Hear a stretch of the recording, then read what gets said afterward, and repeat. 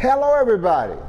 This is going to be a good one. I'm going to do the very best I can. This is one of my favorite artists, but my gosh, she did so much. My poor little brain can't hold all this information. I'll just give you as much as I can.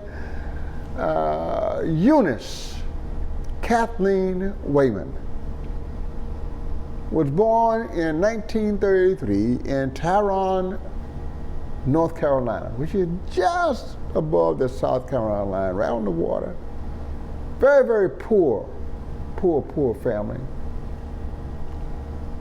In 33, if you were black in America, you were poor in the South. That's what the Great Migration was about. Now, she had a mother and a father living together. Father was a barber, and he had a dry cleaning service, which means they may have been poor, but they weren't real poor. They were just poor, not po, like P-O, which means you so poor you can't even afford the other O or the R. No, they weren't that poor. They were just P-O-O-R. Her mother was a Methodist minister. Yeah. Somewhere around 3 or 4, young Kathy or Kathleen started playing the piano. Now you know if her mom's a preacher, you know what kind of piano playing she's doing. The first song she played was "God Be With You Till We Meet Again." That was the first thing she learned to play. And after everybody, well, woo, that child done taught herself that. You need to invest in her. So the family, as I said, they were poor but not po. So got some piano lessons. She started studying classical music. And as a youngster, she decided that she was going to be the very first successful black classical pianist in this country. That was her goal.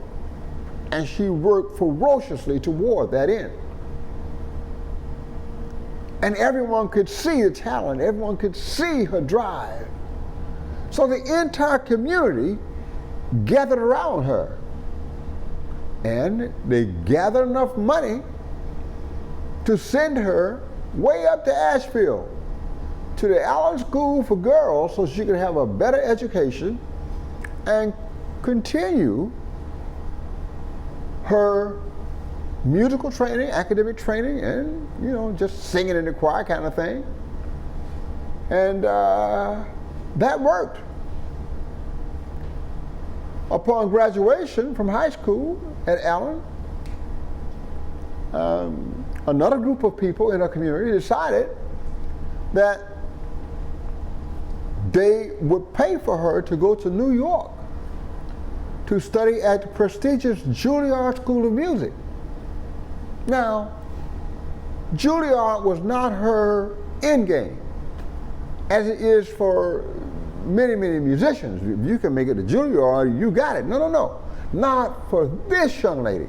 She was going to Juilliard to really refine and enhance her skills so she could prepare a successful audition for the Curtis Institute in Philadelphia, because they had legendary classical conductors and pianists teaching there. And the Curtis had not charged any student a penny for tuition since 1929. If you get into Curtis, you get in with a full scholarship. So when you are poor, being able to go to an institution like this for free, it's like, yeah.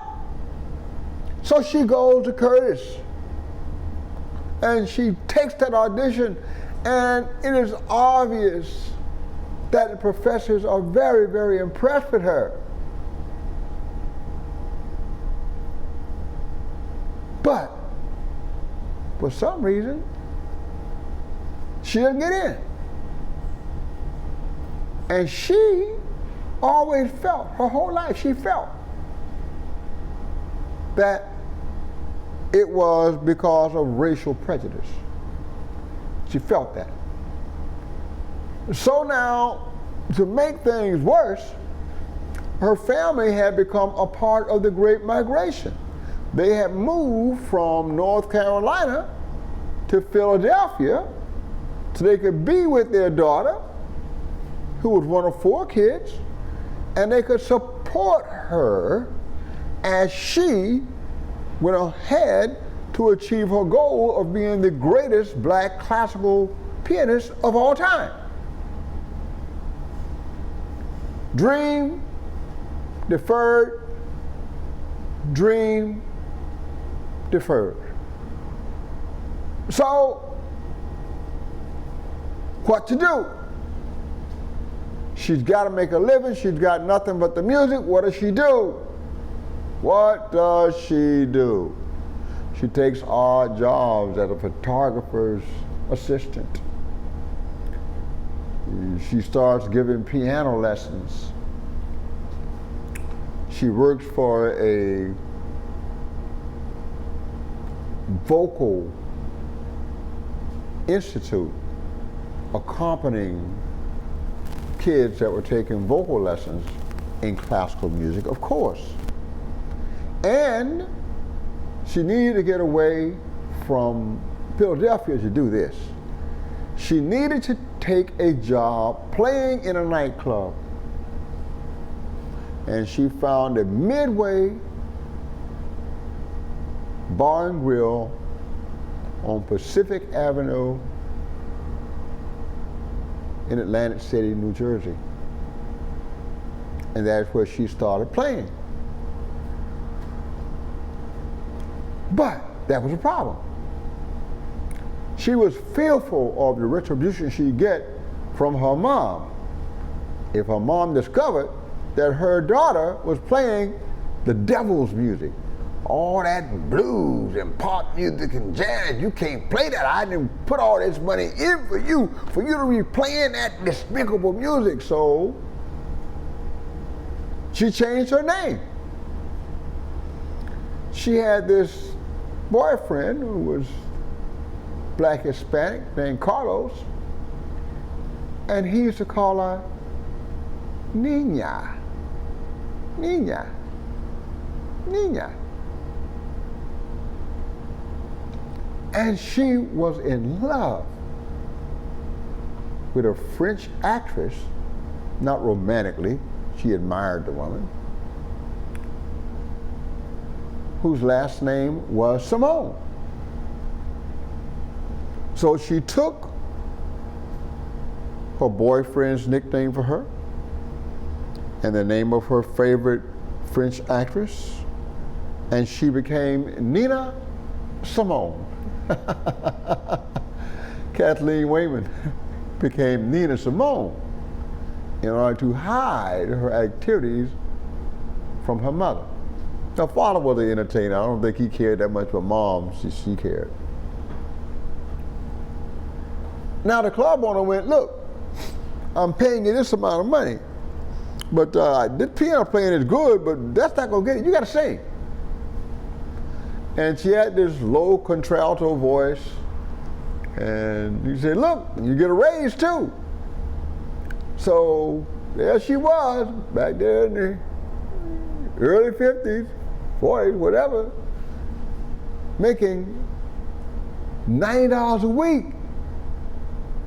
Atlantic City, singing and playing piano. Oh, as Nina Simone. And she had this eclectic style.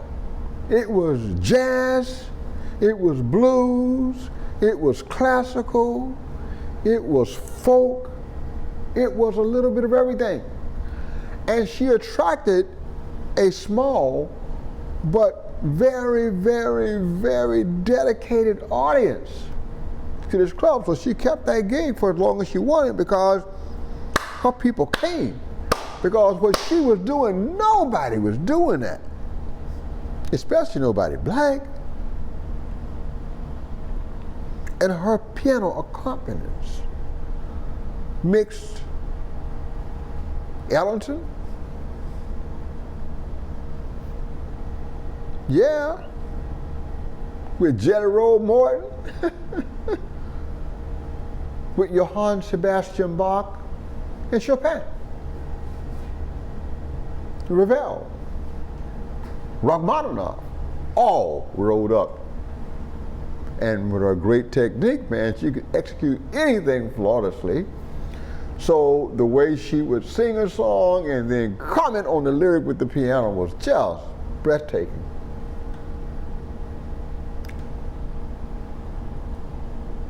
And that is the beginning of the artist we know as Nina Simone. Now, it's funny. She kept doing extra work so she could continue taking classical piano lessons. Because even though she has this new thing going on,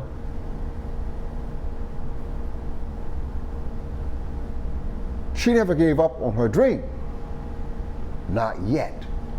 Well, she's still taking classical lessons from a gentleman who, believe it or not, who actually taught at the Curtis, as well as people who taught at Juilliard. Later, she's in New York, and she's tabbed to make her first recording on a very small label, and it did okay. And then she got to record a song that was even more successful for a company called Bethlehem Records. And that song went big. But Nina, in her need for money, has signed over her rights to her royalties for a $3,000 cash out. Had she not done that, the record company would have owed her $1 million in royalties on that one song. And then, of course, we all know this is a very common and sad story with black artists and record companies, right down to Prince, or the artist formerly known as Prince, and his issues with record companies not so long ago.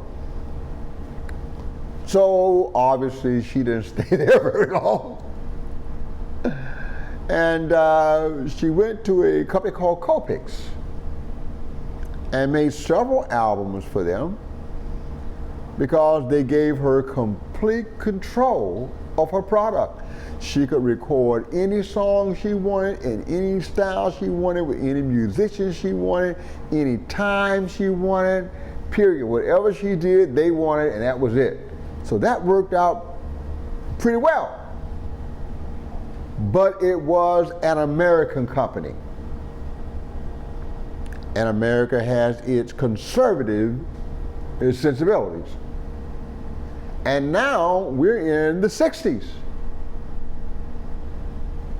And she is starting to, like most black folks who were conscious at that time, or woke as they like to say today, start thinking about inequality, how wrong Jim Crow was, Pan-Africanism. I don't think black power was a thing yet, but we were moving in that direction. And Nina moved in that direction. Her line of endeavor were more closely aligned with the younger black revolutionaries than with Dr. Martin Luther King. Perhaps because she lived down the street from Malcolm X. And I'm sure there was that give and take. And at some point, one of her friends was Miriam Makeba. who was the grand queen of African jazz and of African nationalism and the end of African colonialism. So she's also getting this entire Pan-Africanism approach. Revolution with Malcolm in America, and a global approach from Mary McKee.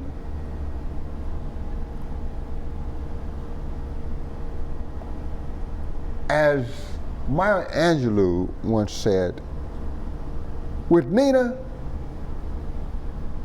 you adored her, you loved her, or you hated her. But no one who ever came in contact with her music or with her soul ever reacted conservatively. And you would have an opinion about her. That's what I loved about her. And she would make you have that opinion. She got more into what she was doing and decided that Colpic, the American record company, was too restrictive. So she signed with Philips, which was a Danish company, and she started having some conversations and expanding her base of friends that include some Dutch people that will play a great part in her life later. She decided at that point that she needed to speak out, because in 1963, two things happened that really made her angry. And out of just anger, frustration, and hatred, she wrote a song concerning the death of Medgar Evers and the bombing of the 16th Street Church in Birmingham and the death of those 4 little girls. And that song was called, close your ears, Mississippi Goddamn. That's right, 1963, that was the title. Nina did not play. As I said, either you loved her or you hated her. And believe me, there were some people who hated her. This song was powerful. And it held up a mirror to America. Look at yourself. And there were a lot of people that didn't want to look. And all across the South, people boycotted her. And some record companies in the South would take the promotional copies that they got from Philips, and this is vinyl, they would take it and break it into a bunch of pieces and put it back in the box and mail it back to the Netherlands, to Philips. Yeah. She's an acquired taste, and some people never acquired it. But she will continue to do protest songs and to speak out for her people and to speak at the Edmund Pettus Bridge on the march and the boycott due to Montgomery bus incidents and so many other things. She was on the scene. She was an activist, not just in her music, in her personal life. She put her life at risk. She continued to record all sorts of records, and some love songs, some blues, some jazz, some folk. One of the songs that was pivotal to me, personally, was a song called To Be Young, Gifted, and Black. As a college student in Tallahassee, where the Ku Klux Klan had rallies on a regular basis on the state capitol steps, to hear someone saying that, to be young, gifted, and black, that's where it's at, that was empowering. And it gave a whole generation of young black kids, a lot of us college educated, moving into leadership positions all across this country. Power, a sense of worth. And I remember hearing her perform this live at Fordham University, and one of the most powerful moments in my life, and for millions of others. And this song was covered by both Aretha Franklin and Donny Hathaway. It was a milestone. Now, there was an incident in 1968, however, that started turning her. Turn, Turn, Turn, another one of her songs. And that was the death of Martin Luther King. 3 days after his death, she was doing a live concert in England. And her bass player wrote a song called Why? Question mark. The King of Love is dead. And pretty much what the song was saying is, how can you kill a man who lets you beat him with billy clubs, plummet him with water hoses, sick your dogs on him, and he's still talking about nonviolence and love, and you kill him? How can you do that? Why would you do that? That's what this song was, passion. And at that point, I think a lot of us knew that there was going to be another serious change. Well, between that song and a couple others, but mainly Mississippi Goddamn, her career started to plummet. Kind of like when Billie Holiday recorded Strange Fruit. Yeah, kind of like that. They had similar lives. Tragic love lives, that kind of thing. Problems with alcohol in Nina's case, and drugs in Billie's case, maybe mental illness, most certainly in Nina's case. So she finally decided that the relationship she was having with her husband, who was the father of her daughter, Lisa. By the way, Lisa performs as an actress and a singer as Simone. That is her stage name, Simone. She's still doing it. She just one day got up and got on a flight to Barbados.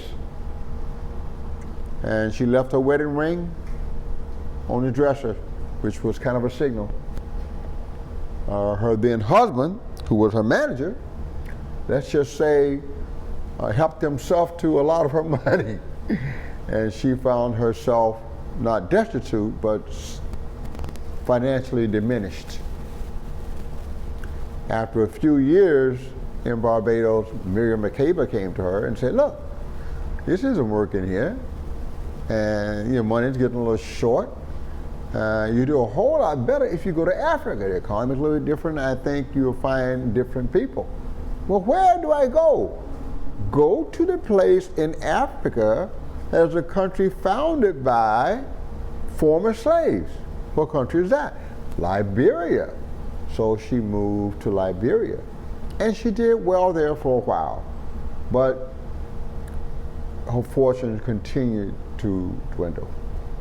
Well, she started living in London, and by the 80s, playing the bigger gigs at Ronnie Scott's, and recorded live albums there, and continued to have moderate hits during that time. That worked very well for her. She ended up leaving there and moving to Paris, and just playing in small jazz clubs that did not reward her financially. And she fell into a fit of depression and anger and hostility. One of her Danish friends from her earlier Phillips years, by this time she's with RCA, came to get her and moved her to the Netherlands. And he gave her a keeper, someone to stay with her and make sure she was okay, help her get healthy again. And two things happened. She was diagnosed with bipolar disorder. And that was treated, and she got happier and more stable, and all of that was very, very good.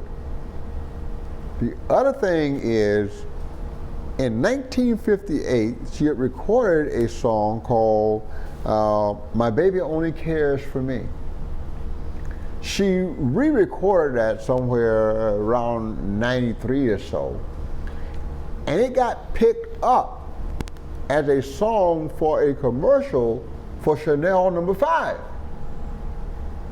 That was a big thing. It became a big hit all over Europe, a single.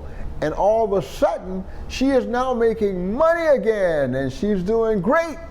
And Chanel No. 5 did not ask her or pay her. Oops. Lawsuit, which she won. And Chanel No. 5 had to pay a lot of money. Yes, they did. And this enabled her to pack her bags once again. By this time, she's lived in London and Switzerland and Barbados and Liberia and the United States. She moved to southern France and bought herself a nice little villa there and had a great time living her life. And discovered that she had breast cancer and began to fight that fight. In 1998, she came back home and she did a concert in Newark, New Jersey, and a couple concerts. One of them is memorialized in a movie called, a documentary called Summer of Soul. Only place it's memorialized, that concert, so you might want to check that Summer of Soul movie out. At any rate, she got all this money. She moved to her little mini castle in southern France, and she continued to decline health-wise. She did not record a lot. Her last record that she recorded was called A Single Woman, because she was done with marriages. And someone asked her, so, you know, you've only had 2 marriages, not a lot of love in your life, huh? She said, oh, I've had plenty of love and lovers. I just only had 2 marriages. Typical Nina. In 2003, she passed away in her sleep from the breast cancer, and was funeralized at a Catholic church in southern France. And the greats came: Patti LaBelle, Ossie Davis, Ruby Dee, Aretha Franklin, to say goodbye. Because although Aretha is called the Queen of Soul,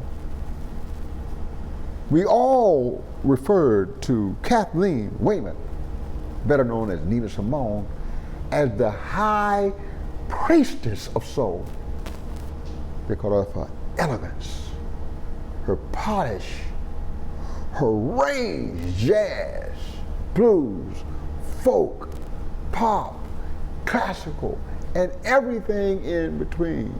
That last album, A Single Woman, she never cared for it, although it was quite successful commercially, and her fans loved it because it was done by Creed Taylor on his CTI label, and they had a way of producing and distributing and making things happen in a big way. Nina Simone, honored by streets named after her in the Netherlands. A statue placed in the city square in Tyrone, North Carolina, in her likeness, in her honor. Grammy Lifetime Achievement Award. induction into the Rock and Roll Hall of Fame and many other honors, honorary degrees from Amherst College and Martin X College. And by the way, 3 days before her death, the Curtis Institute of Music in Philadelphia, which had rejected her as a 17-year-old applicant to their school, gave her an honorary degree. Makes you go,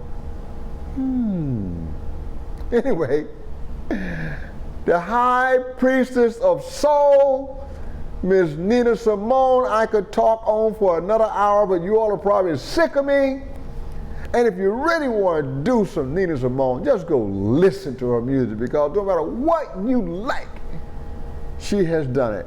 But be careful, because her kiss is sweet and her bite is ferocious. Thank you very much.